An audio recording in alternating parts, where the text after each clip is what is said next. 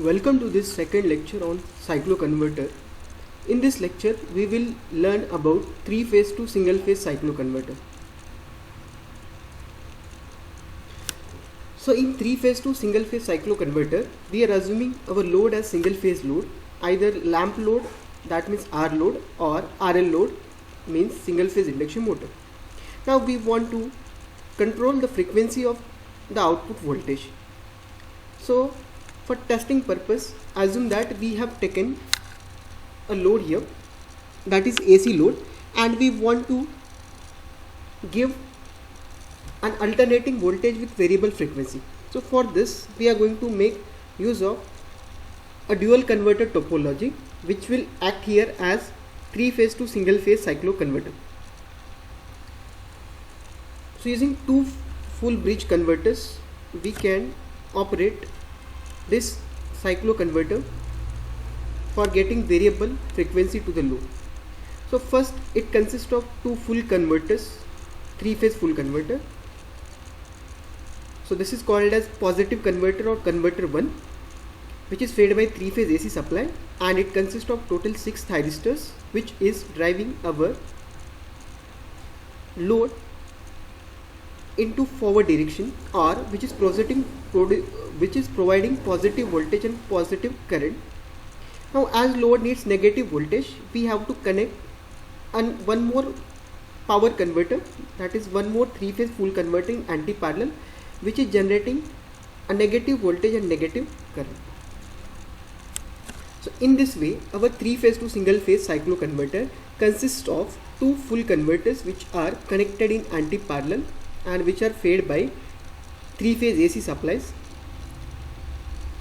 First converter is operated to generate positive cycle of AC supply, and second converter is operated to produce negative cycle of AC cycle. So in this case, our idea is we want output signal which has certain frequency f0. So we will calculate time period of that signal. So t0 would be 1 by f0, and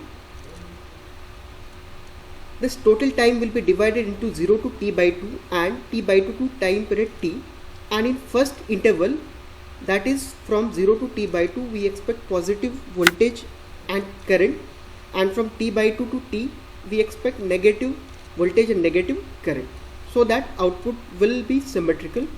So converter 1 switches will be operated to produce positive cycle in 0 to t by 2 time, and converter 2 switches will be operated to produce negative power of that output voltage during t by 2 to t time.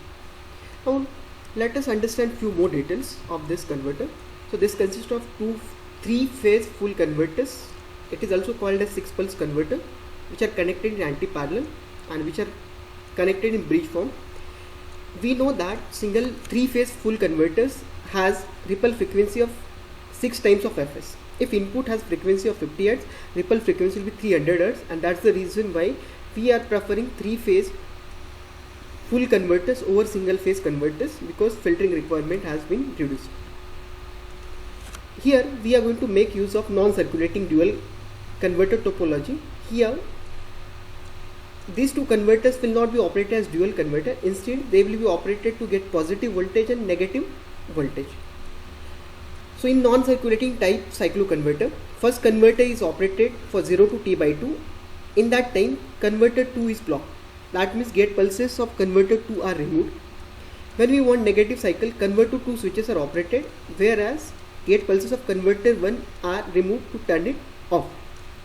At a time, only one converter is conducting. So bridge 1 switches are used to give positive cycle of the output voltage from 0 to t by 2 time, and bridge 2 switches are used to provide negative cycle from t by 2 to t time. So that we have expected output frequency here as FO is 1 by 2 times of Fi. That means if input has frequency of 50 Hz, we expect output to have frequency of 25 Hz. This is our problem statement. In general, your output frequency can be 1/3, 1/4 or any fraction of input frequency.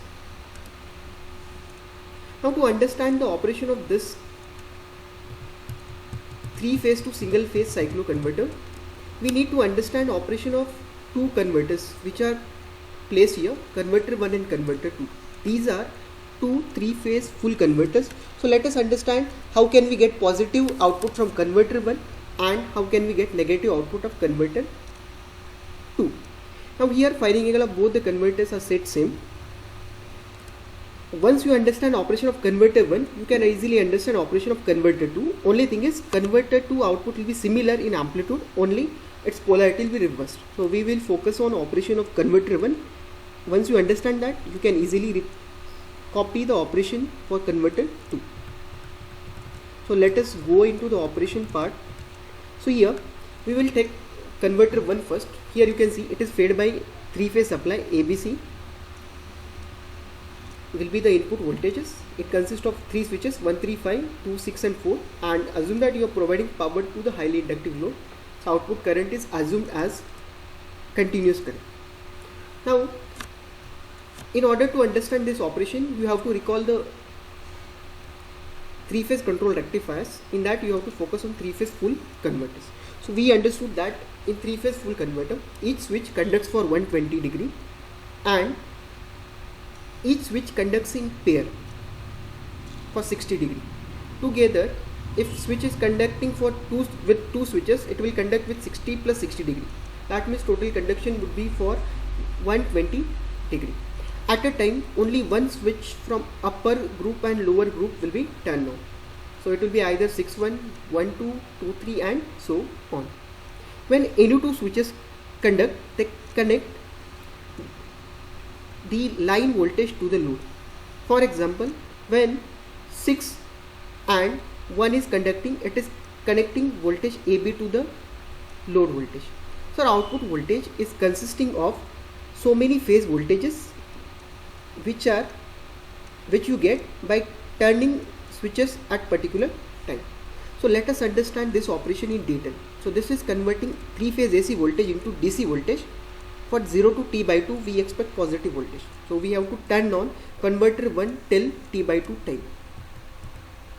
So here all these points are mentioned. Each thyristor conducts for 120 degree. One from upper group, second from lower group thyristor conducts. The devices from same link should not conduct at a time. They will short circuit the input. Each device conduct in pair. So first pair is 6 and 1. Second is 1 and 2, third is 2 and 3, 3 and 4, 4 and 5 and 5 and 6. After that this sequence is repeated and all the switches are triggered at an angle alpha by 3, pi by 3 at an angle alpha by 3, that is after 60 degree. The frequency of ripple is 6 times of Fs. Now let us understand the operation. So first thing you need to know that T1 is triggered at 30 plus alpha because particular phase R phase is positive. So 30 plus alpha, at 30 it will be forward biased and depending on user's requirement of voltage, he can adjust the firing angle. So firing angle is variable here. So T1 will be triggered at 30 plus alpha. Similarly, T2 will be triggered at 90 plus alpha. It is forward biased at 90 and plus alpha. T3 is triggered at 150 plus alpha, T4 is triggered at 210 plus alpha, T5 is triggered at 270 plus alpha and T6 is triggered at 330 plus alpha. Now let us understand the operation. This operation is divided into total 6 modes. In first mode, from 30 plus alpha to 90 plus alpha, this is of 60 degree duration. In each interval, two devices will be conducting. T1 is triggered at 30 plus alpha. T6 was already in conduction when T1 is turned on. So in this 30 plus alpha to 90 plus alpha duration, T1 and T6 will conduct and our output voltage VO will be of line voltage and it will be a difference of Vn minus Vb. So we will get voltage as VAB when 1 and 6 are conducting. In similar way, from T2 is triggered at 90 plus alpha, T6 will turn off naturally because it gets reverse bias and T2 is triggered. Now T1 has conducted with T6 for 60 degree. Now it will come with T2 for another 60 degree. So in second interval, from 90 plus alpha to 150 plus alpha, T1 was already in conduction and T2 had just joined it. So T1 and T2 will conduct from 90 plus alpha to 150 plus alpha duration, and here we will get an output voltage VO, which is equals to VAC. This is second interval. So third interval will be from omega t is equals to 150 plus alpha. Here T1 will turn off naturally and at T3 will forward biased, and we will be applying gate pulse to T3 at 150 plus alpha. So during interval 150 plus alpha to 210 plus alpha, T2 and T3 will conduct together and producing output voltage is equals to VBC. In next mode, T4 is triggered at 210 plus alpha degree and T2 turns off naturally because it gets reverse bias, and T4 is triggered. In this duration, from 210 degree plus alpha to 270 plus alpha, T3 and T4 conduct and produces output voltage VO is equals to VBN minus VAN, that will generate phase voltage